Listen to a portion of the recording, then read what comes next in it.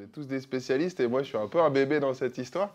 Donc du coup, je suis honoré, ça fait plaisir. Donc comme je disais, je suis passé par beaucoup d'étapes différentes dans le blé paysan. Parce que pour la pizza, on a besoin de beaucoup de gluten. Notre meilleur copain, c'est le gluten. Et dans les semences anciennes, il n'y en a pas beaucoup. Pourquoi on a besoin de gluten? Parce que je ne sais pas si vous m'avez vu travailler, mais il faut que la pâte elle soit élastique. Et en plus, moi, je travaille une pizza qui est un peu particulière, qui est très très aérée, très souple. Et du coup, pour ça, il faut avoir la possibilité de blinder la farine de flotte, en fait. Si je peux parler comme ça, on met beaucoup d'eau, ce qui va permettre, en fait, une fois que ça va attaquer dans le four, pouf, le choc thermique, ça va faire gonfler la pâte et ça va donner ce côté hyper moelleux, hyper alvéolé. Et ça, bah, la première difficulté technique, c'était l'utilisation du blé pauvre en gluten. Et j'ai commencé avec des blés qui venaient de Dordogne. La première fois que j'ai fait 100% avec ce blé-là. J'ai pleuré pendant 4 jours. C'était très difficile. Et petit à petit, en fait, pendant tout le début de mon activité, je travaillais. Donc j'ai commencé, j'ai dit OK, 100%, c'est pas possible. Donc j'ai mis 50% de blé conventionnel, parce que je connaissais personne en fait à l'époque. Donc j'ai mis 50% de blé conventionnel et 50% de cette farine, jusqu'à ce que je sois arrivé à 66% de la farine.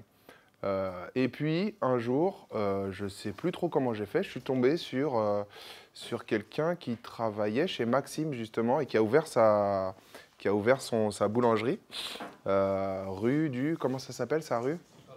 Je parle de Valentin aussi, qui s'appelle. Ouais, rue de la Folie-Méricourt, il a ouvert aussi une boulangerie artisanale. Et il m'a dit, ah mais il faudrait que tu essayes, j'ai un agriculteur qui me fait une farine extra en T65 et en T80.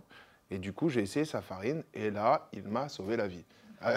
Et il m'a complètement sauvé la vie. C'est ce qui a fait qu'aujourd'hui, j'ai pu passer en 100% blé ancien et 100% levain naturel. Et le levain naturel, ben, c'était la deuxième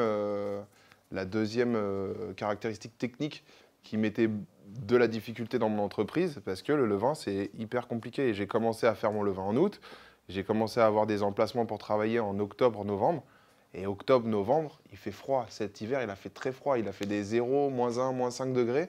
Et à -5 degrés, je ne sais pas comment ça se passe pour vous, les boulangers, mais le levain, c'est chaud à faire pousser. Surtout en camion à pizza où les portes, elles sont grandes ouvertes. Et quand on est collé au four, on brûle. Et dès qu'on est 5 cm derrière, on gèle. Et donc, du coup, il a fallu gérer tout ça. Et en fait, ça apporte beaucoup d'humilité, je sais pas, on redevient des êtres humains et on comprend les choses, en fait, à ce moment-là. Mais du coup, voilà un peu un petit résumé de qui je suis et pourquoi vous avez mangé mes pizzas ce midi. Voilà.